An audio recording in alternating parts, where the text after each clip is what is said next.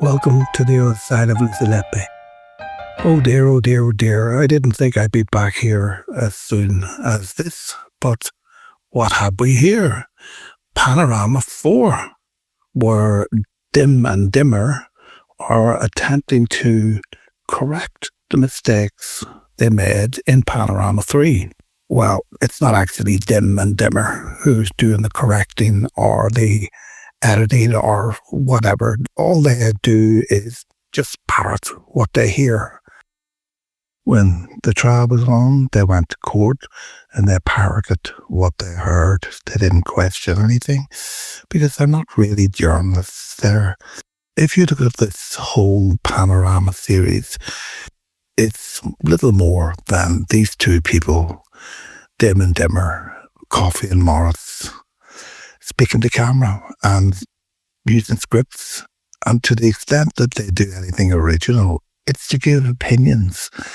And their opinions are very ill-informed. In the good old days, when integrity, and reputation, or common sense, and physics still held sway, the world itself made more sense. When the Titanic, for instance, the unsinkable ship, hit an iceberg, at least it had the decency to sink. So that the absurd and brief, thankfully brief, notion of the buoyancy of riveted steel in a raging ocean died with it. The Titanic was the last ship anyone ever claimed was unsinkable. Those were the good old days. There isn't a single shred of proof. There wasn't any to begin with, but there's certainly none left that Lucy Letby harmed any babies in the Countess Chester Hospital.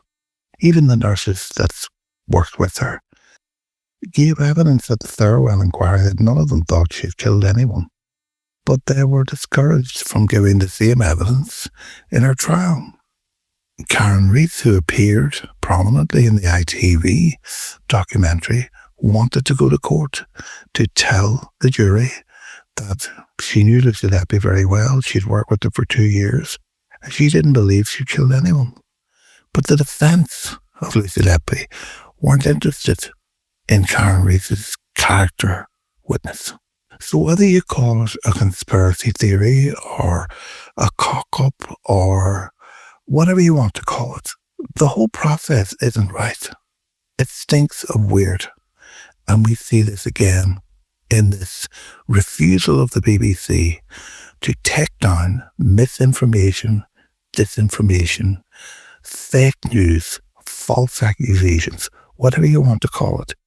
I thought when I'd looked at what they'd said at the end of Panorama 3 that they would remove this section entirely. But no, they haven't removed it. They've adjusted it. We've looked at the figures. And thanks to Jabe on Twitter, who does the work and breaks down the difference between the two statements, the BBC's correction of its fake news, I think with a little bit of research that I admit I should have done in the first podcast, I now understand how this abomination of an allegation came about and why it fits perfectly into the whole Lucy Letby saga. Because it's a construct, it's a conglomeration of evidence thrown into the pot in the right amounts to give us a new recipe very similar to the old recipes. So let's have a look at the origin of this tale, this tall tale about Lucy Letby. And that origin begins in the Thirlwell inquiry. And to help us on our journey, we're going to Twitter and a post from my good friend Peter Elston. And this was posted on the 11th of August. The mention in the BBC's Panorama of tube dislodgement statistics at Liverpool Women's Hospital when Lucy Letby worked there was misleading at best. The first public reference to the statistic came from Richard Baker, KC's opening remarks at Thirlwell. though it was interesting that having mentioned them in his opening, completely uncorroborated, he made no further mention of them. In fact, nobody did. A letter was written by 4 experts, 2 consultant neonatologists, including Drs. Felina Dimitrova, 1 consultant anaesthetist, and me, that's Peter, to L.J. Thirlwell, at the time complaining about Becker's remark. The body of the letter is appended below. Sarah Napton wrote about the letter in an article in the Telegraph. Judith Moritz would have known about the letter, but made no mention of it in today's Panorama. Poor journalism, really. On top of everything else, needless to say, L.J. Thirlwell never replied to the letter. So where did the suspicion about dislodgements at Liverpool Women's Hospital originally come from? The answer, it seems, is Liverpool Women's Hospital's Dr. Bill Charles Yoxall, Yoxal, I don't know if that's the right way to pronounce his name, statement to the Thirlwell inquiry on June the 3rd, 2024. And we will return to this very useful letter in future podcasts, but for the purposes of this podcast, we start in paragraph 99, or at paragraph 99. Paragraph 99 refers to review of care provided by Letby whilst at Liverpool Women's Hospital in 2012 and 2015. So we have the 2 periods covered here, and we have the man on the spot. I was informed on the 3rd of July 2018 that the police were about to arrest a neonatal nurse from the Countess of Chester Hospital in relation to some suspicious deaths. I was told that her name was Lucy Letby. The reason I was informed of her name was because the police were aware that she had spent 2 periods working at the NICU in Liverpool Women's Hospital, and they wanted us to tell them whether we had any concerns about the care that the babies on our unit received during these periods. Paragraph 100. I am aware that Lucy Letby worked in the neonatal unit intensive care at Liverpool Women's Hospital during 2 periods, in 2012 and then in 2015. I am also aware, after reviewing the case notes of the babies that she had contact with during that time, that I came into contact with her on several occasions. I have no recollection of those occasions. At the time, I had no concerns or suspicions about Lucy Letby. Paragraph 101. When the police contacted Liverpool Women's Hospital to inform us of Lucy Letby's arrest in 2018 and informed us that she had worked in the NICU at Liverpool Women's Hospital, I was tasked with reviewing all of the neonatal deaths that had occurred at Liverpool Women's Hospital during those periods, as well as the case notes for all of the babies who have been cared for in our intensive care nurseries. Following those reviews, I developed some suspicions and concerns about the care that the babies in Lucy Letby's care had received. I have made those concerns known to the police and made a series of statements in relation to these incidents. I understand that those matters are still under police investigation. And that's it. So you can read the document. I'll leave it. As I say, we'll return to it. But there's no mention of any review of shifts or unexplained or unexpected extubations. No mention of it in this statement to the Thirlwell inquiry. It's also very good of Dr. Yoxall to tell us in his CV in paragraph 1 that he is not a statistician. He has no formal training in statistics, so he would have, I suppose, some knowledge of statistics like me, like every doctor, that you generally read articles that contain statistics, but that doesn't allow us to calculate statistics. And I know, speaking to statisticians about this, that you can't go about doing a data interpretation when you don't have the data. So there are ways that you can infer data. You can use correlations and binomial distributions and regressions and different things like that. But you need to be very professional to do that. And as we know, the very best, even with the best data that doesn't exist in Lucy Letby's case, that you can come up with in relation to unintended extubations is a correlation. And a correlation has bugger all to do with causation. So we have no evidence from Dr. Yoxall worth a ball of blue, as we would say in Ireland, to say that there is any suspicion that Lucy Letby did anything criminal when she was in Liverpool Women's Hospital.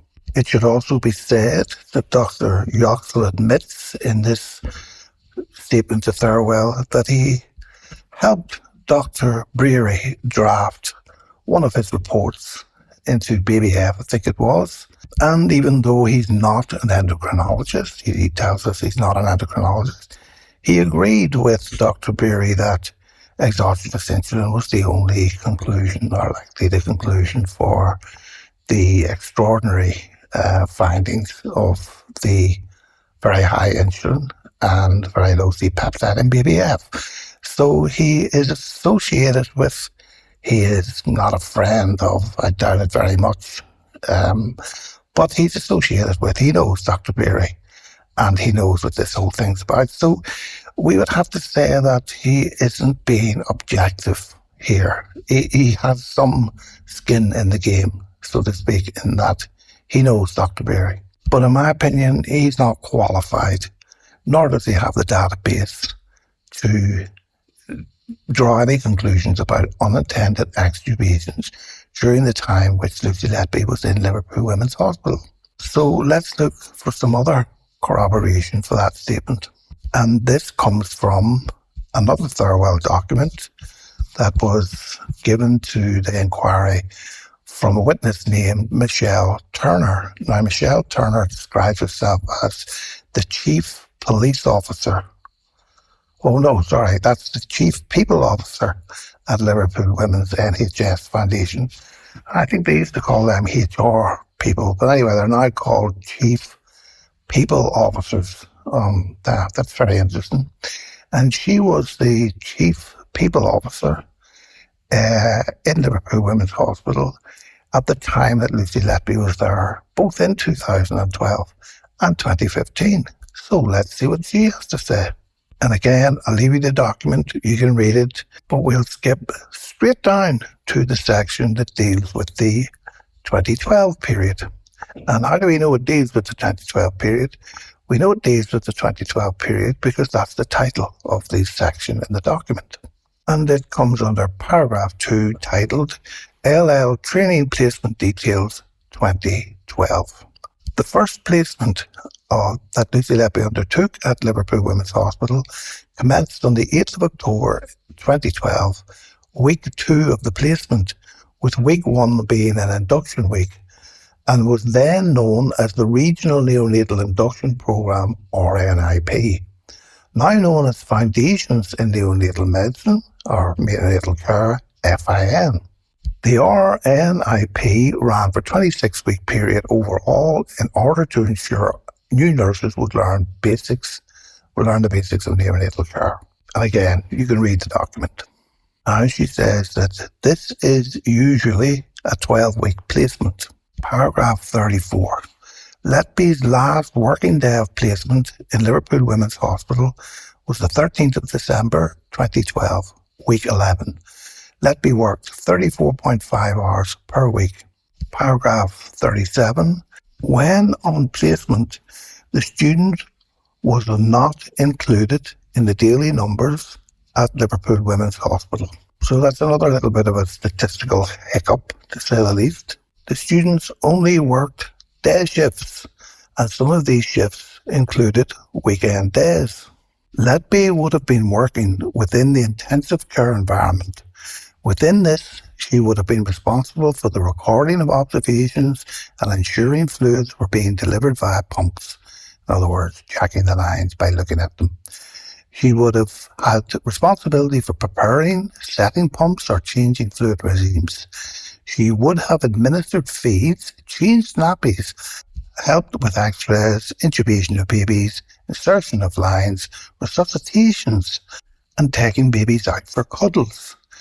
This would all have been done under the supervision of a qualified nurse. So by all, I'm assuming she means all. A-L-L. Every action Lucy Letby took during her training was observed by a qualified nurse. Good to know that. Lucy's mentors, paragraph 43, Lucy's mentors during this placement were staff nurses Mary Joseph, QIS, and staff nurse Louise Coleman, QIS. Now, so far, I don't remember anybody in Panorama or anyone else asking Nurse Mary Joseph or Nurse Louise Coleman, did they have any suspicions that Lucy Letby was dislodging tubes, or was there any concern at all at the time that she was a student nurse at Liverpool Women's Hospital that came to their attention? Obviously not, because they passed her. She passed through the training course. There was no formal qualification, but you had to pass. And she passed. And she was passed by her two mentors. Good to know that. Paragraph 44. Letby would have worked in a room with other nurses during her placement, and while it is unlikely, there is a possibility that she would have been left in an intensive care room without another nurse present. While Letby was in the room, the nurses may not always have had direct sight of Letby if they were, for example, attending to another baby. Perhaps we could think another baby who had an unintended extubation. For the most part, Letby's hands-on care of a baby would have been observed. But again, if a baby desaturated, it is possible she would have made contact with the baby without being overseen. So there we have it. So far, not a single piece of data. Nothing. And if anything, a reassurance to the worried public that Letby was under strict observation most of the time, the vast majority of the time, and that no one there had any concerns about what she was doing. Paragraph 45. Letby would not have been allocated a baby independently as a designated nurse. This role would be reserved for a nurse who was employed at Liverpool Women's Hospital. Oh, that means Lucy Letby didn't work at Liverpool Women's Hospital, but we already know that. Paragraph 52. Unfortunately, I don't know why unfortunately, but unfortunately for this story, I think that's what they mean. All completed documentation relating to the course is kept by each individual student, and Liverpool Women's Hospital has therefore been unable to find any feedback in relation to Letby. The RNIP does not conclude with a formal qualification, just a pass or a fail. Liverpool Women's Hospital understands that Lucy Letby passed this course, but has no written evidence to support this. And neither does any other nurse that ever took that course, because there is no written qualification. And you see what we're doing here? Shoehorning Lucy Letby into a special category. That special category is being Lucy Letby. So I think that's reasonably clear, or it would be to an idiot like me. We have no solid data points at all for anything that Lucy Letby did during her 2012 placement in Liverpool Women's Hospital. Moving on to the 2015 training placement details. Paragraph 57. The QIS course started on the 5th of October 2014 and finished on the 14th of March 2015. The clinical placement lasted for a period of 6 weeks. It is understood, therefore not known, that it started at some time in either January or February 2015. And by that they mean, or it means to me, that Lucy Letby's 6-week period started sometime either in January or February of 2015, because the entire 26-week period started on the 5th of October 2014. So we don't know when Lucy Letby started her training in 2015 or ended her training in 2015. Paragraph 58. All QIS students worked long days, 12.5-hour shifts, including weekend shifts. I presume that to mean again, no night shifts.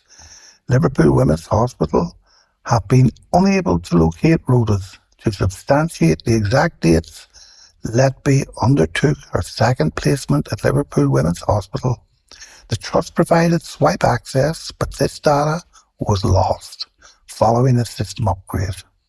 We are, however, aware, following a review undertaken in April 2019 by Dr. Yoxel, Clinical Director of Neonatology, but not a statistician, that Letby worked 15 shifts during the period 14th of January 2015 to 14th of February 2015, 11 of which were in the intensive care area.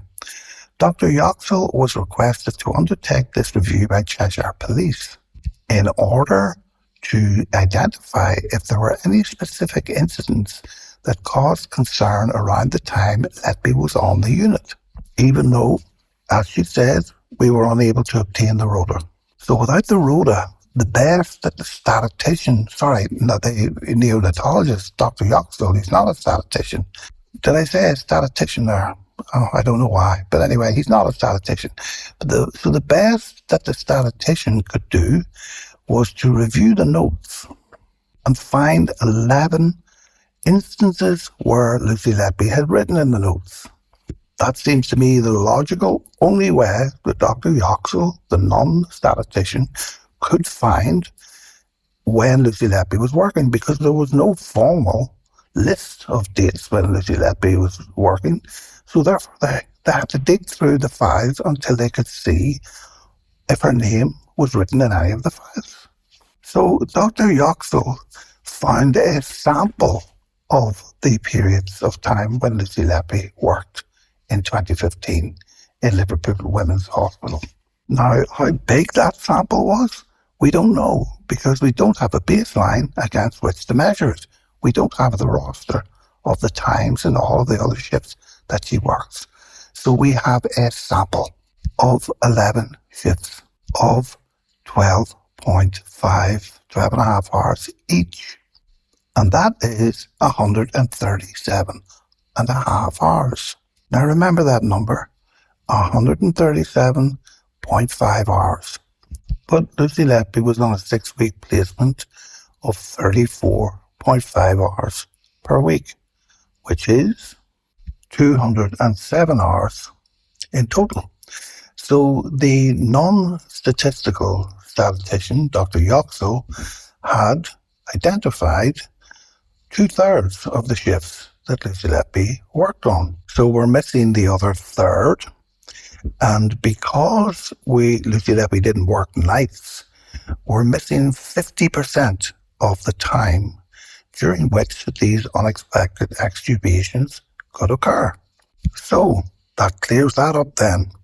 A non-statistical evaluation of Lucy Letby's behaviour in relation to unintended or unexpected extubations at Liverpool Women's Hospital in 2012-2015, for which we have no data at all. Let's see now what the BBC, or how the BBC portray this lack of data to make any assumption whatsoever that is any value to anyone except people who want to persecute Lucy Letby. Now, I might be mistaken, but I thought that this type of thing that I've just done, this research that literally took half an hour, that's the sort of thing that Dim and Dimmer, that's Coffey and Moritz, were supposed to do as part of the due diligence of their work as journalists. When they're reporting, they're supposed to fact check. Well, I don't think they did fact check any of this stuff. Now, I could be completely wrong, and I could be wrong about all of this, but I'm just reading out what these other people said. But we have 2/3 of our shifts where there's a note that identifies that she was on the shift. And that's it. We have nothing from 2012. So let's now look at what the BBC says about this. And this is when it gets even more interesting for me, and where we start to see the pattern of behaviour around this whole trial, the mystery of the shift. So thanks to Jabe on Twitter, we have a translation or a transcript of the correction that the BBC made to Panorama 3 for Panorama 4.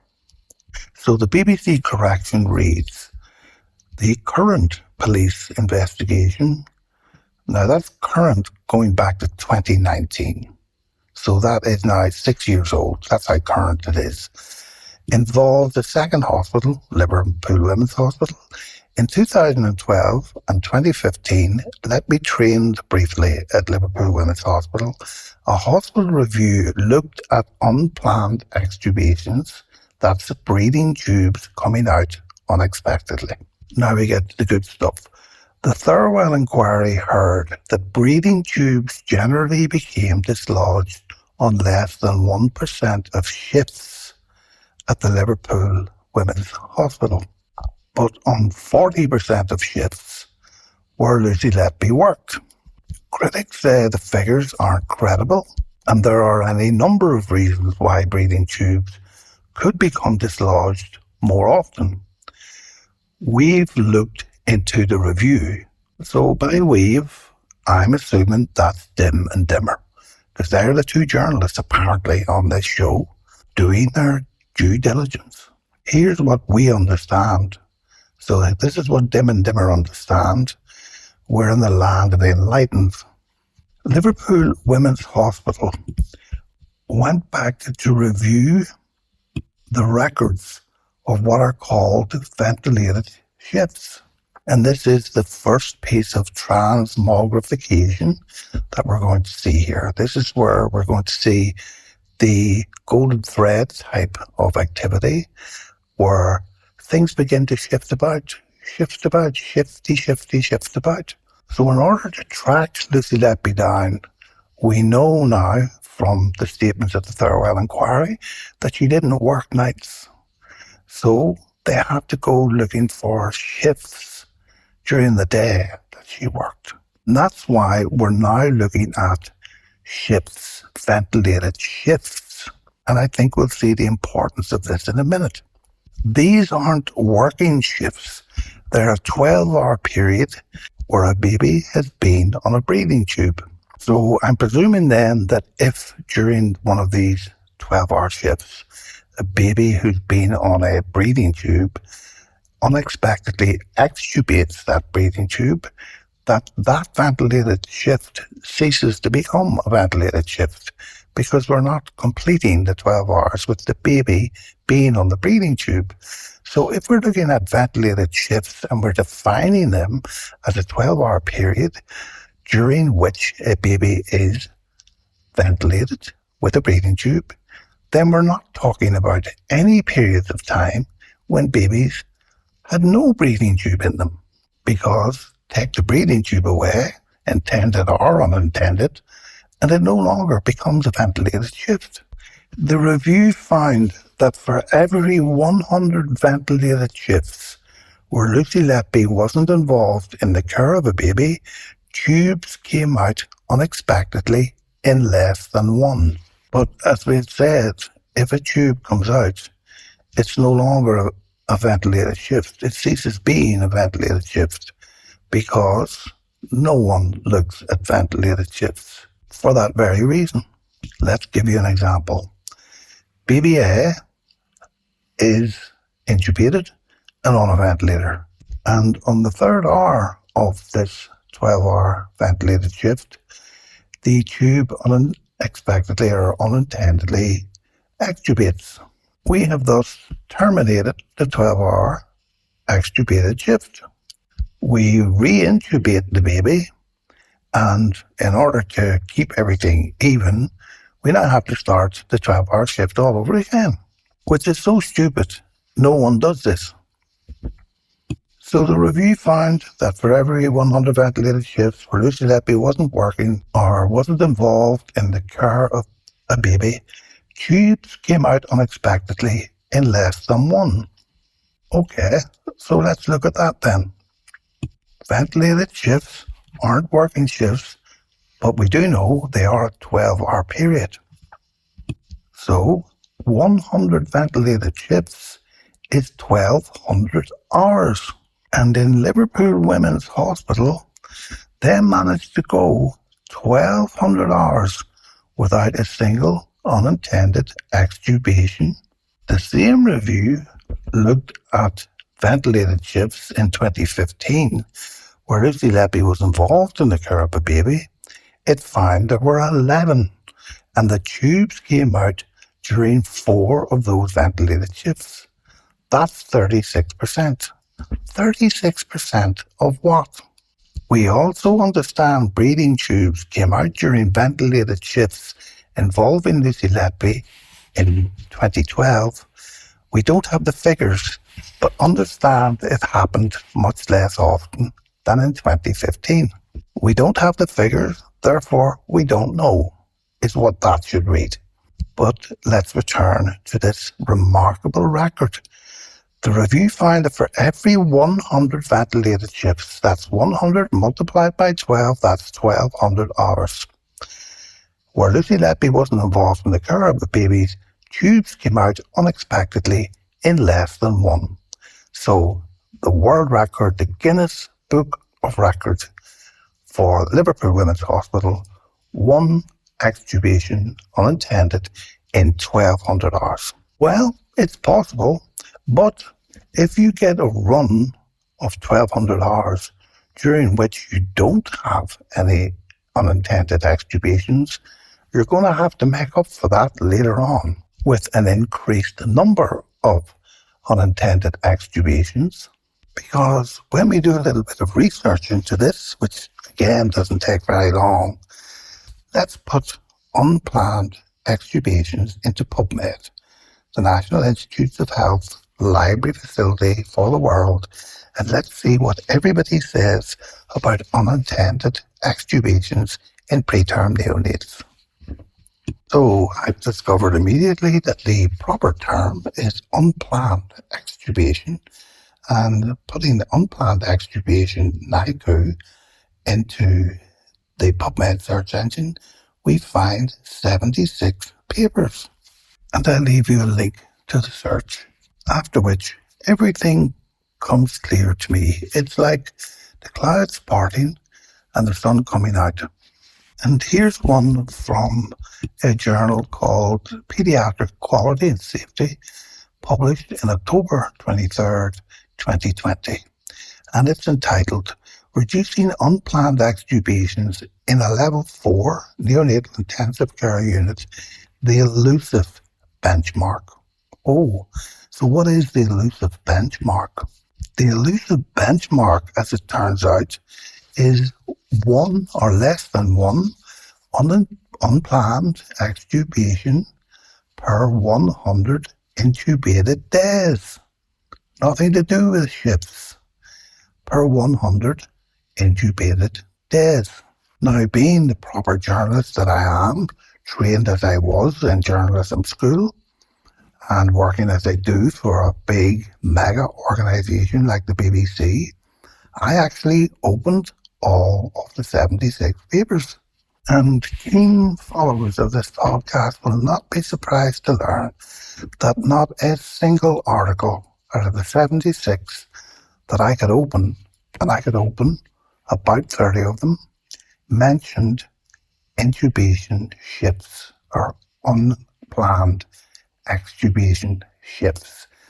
Every one of them referred to the benchmark of less than 1 unplanned extubation per 100 days. Benchmark that everyone tries to achieve.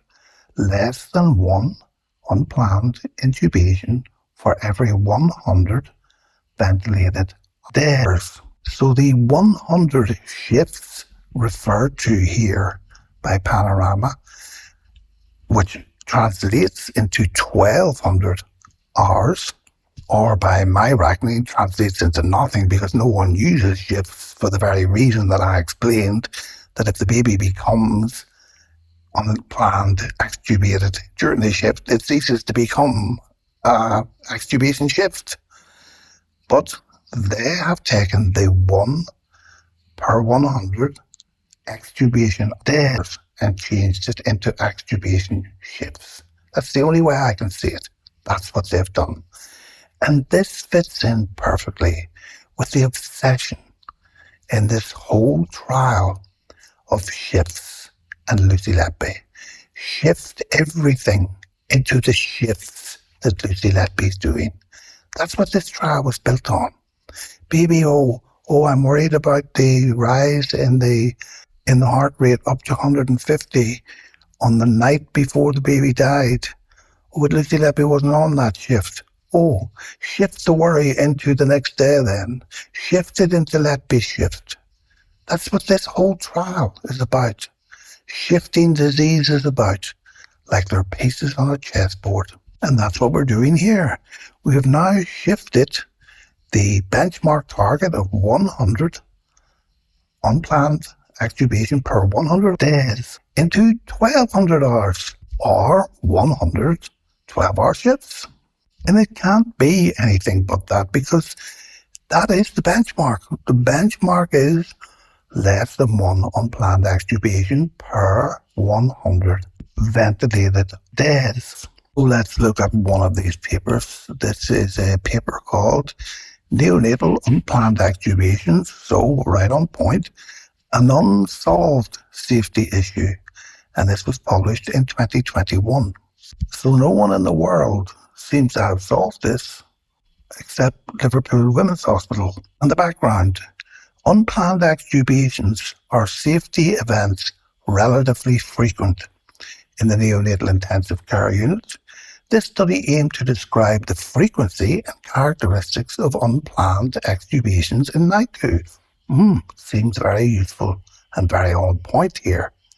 Methods: we conducted a retrospective observational study of unplanned extubations in the NICU of a tertiary regional referral hospital. We reviewed medical records for data collection and performed the statistical analysis comparing the cases of unplanned extubations with those in which it did not occur, along with all the cases that received intubation and invasive neonatal mechanical ventilation. In other words, we looked at all of the data for the relevant period. Results: a total of 958 newborns were admitted to the NICU, of which 174 required assistance with invasive mechanical ventilation, and that was 18.1%, and 28 experienced unplanned extubation, that's 16.1%. 25 patients with 1 episode, 1 with 2 episodes, and 2 with 3 episodes.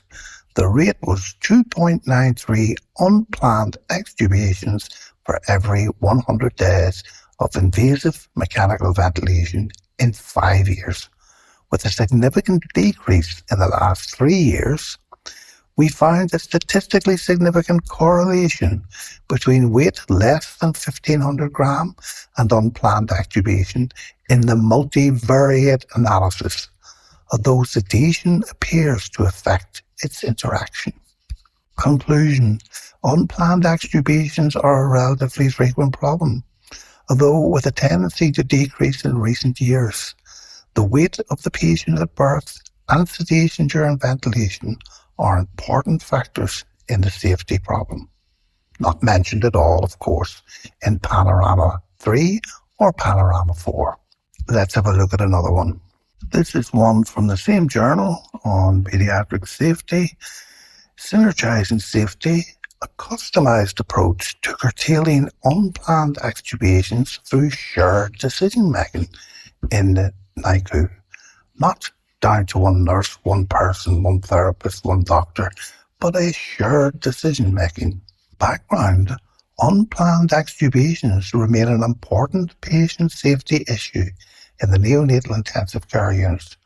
Our smart aim was to decrease the rate of unplanned extubations by 10% from the baseline from January to December 2022 by emphasising collaboration among healthcare professionals and through the use of shared decision making.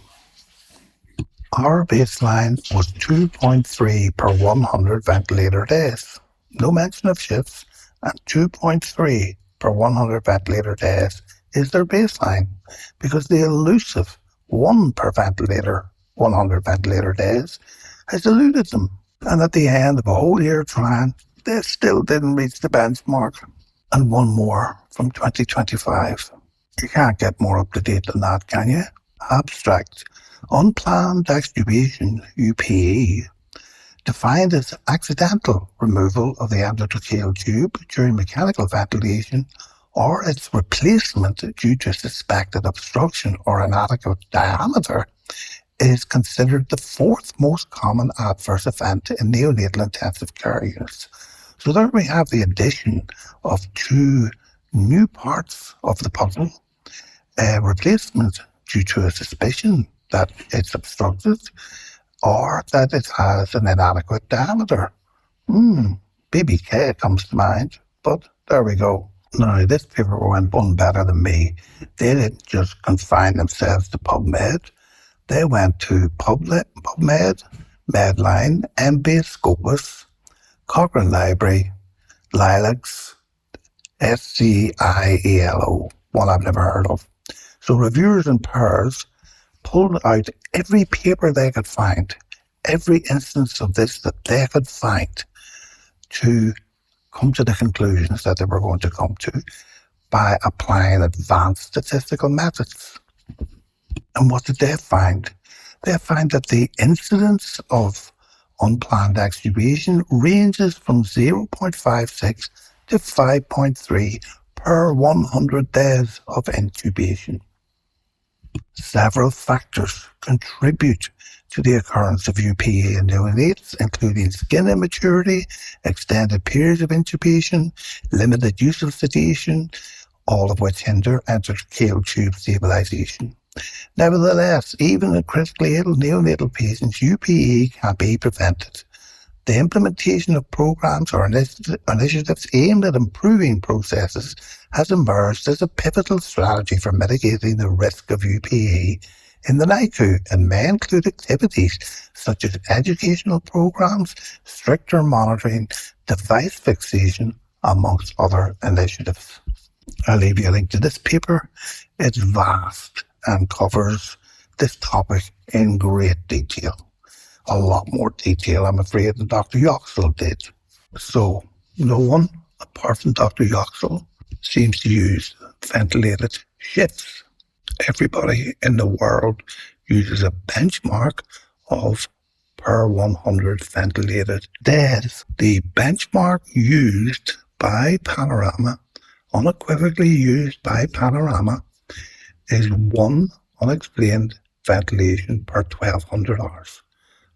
Because they say that they aren't working shifts, they're 12-hour periods, and the review found that for every 100 ventilated shifts, that's 112-hour periods, where Lucy Letby wasn't involved in the care of a baby, tubes came out unexpectedly in less than 1. That is simply untrue, because when you do the research and analysis of this problem worldwide, no one has got even close to that. 1 per 100 ventilator days is the benchmark, not 1 per 1,200 ventilated hours, as claimed here. Now, if you have a baby in a unit that is 40 beds, like Liverpool Women's Hospital, around 40 beds, and thousands of deliveries every year in a level 3 unit, you're going to get a complete variation from day to day, from week to week, from month to month, from year to year of unplanned extubations. And that's going to be a very noisy statistical background. You're not going to be able to predict when any of these are going to happen.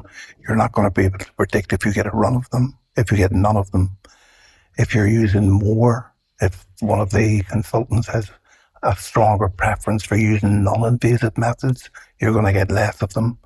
All of these things are all factors that need to be considered in a proper statistical review of unplanned extubations. So in order to know whether or not Lucy Letby was involved in any way with unintended extubations at Liverpool Women's Hospital, we need to know exactly which shifts she worked on, exactly which was the patient profile of those shifts, down to the last gram of baby there, gestation of baby there, duration of baby there. And we don't know any of that because we don't have that data. We don't know the days that she worked. We have managed to eke out or find a fleck, a ghost of her being present. And this we're using for statistical purposes, and we're using to make a BBC Panorama broadcast. And this is typical of the entire Lucy Letby debacle. This little bit Judith Morris said was speaking to the future of Lucy Letby, and I think she is more prescient than she knows, because we really need to get this podcast, the simple methods that a simple, dim-minded GP like me is using, simple arithmetic, simple research that blows away these contrived ventilated shifts that don't exist in any of the literature, misrepresents the elusive benchmark and conflating it with a measurement, ventilated shifts that aren't used in any of the journals or any other textbook that I can find. They have invented a ventilated shift so that they can shift Lucy Letby into it, because this whole thing is shifty. It's shifty in the sneaky sense. It's shifty as the shifting sands sense. The Lucy Letby unplanned extubation disaster for Coffey and Moritz, Panorama and the BBC is a hallmark of this whole fiasco, the trial of Lucy Letby, where the jury were told stories about things that don't happen, about diseases that don't exist, about statistics that are conjured out of thin air, about tests that have no scientific validity. It's funny that a little kicker put at the end of this Panorama program to make it more interesting than it otherwise was, the usual dull claptrap and that dreadful woman Morris droning on in the background, will hopefully put an end to the BBC's misinformation, disinformation, fake news, propaganda, and anti-Lucy Letby broadcasts, anti-justice broadcasts, anti-scientific broadcasts. So I will be sharing this with others, and I will have my work peer-reviewed, but I can't see it any other way. It's the same old pattern. Let's shift everything around so that we can make it look like Lucy Letby did something. So this episode I'm going to call The Iceberg. And unless the BBC Panorama takes the programme away altogether and tries to correct it again, comes out with Panorama 5, I'm going to call that episode Titanic Meets the Iceberg. Because if the BBC persists with this, that's what's going to happen. They're going to have a rendezvous with physics. And with any luck, we'll find out, even in this modern era where anything's possible, that a random lump of metal, the case against Lucy Letby, isn't unthinkable. So I hope you got something more from this. I think I rushed it a bit in the last episode. I am really up for anyone who points out where I'm wrong. Contact me, tell me where I'm wrong. I want to know. I want to know where I'm wrong. So we'll leave it there, and I'll see you in the next episode. Bye.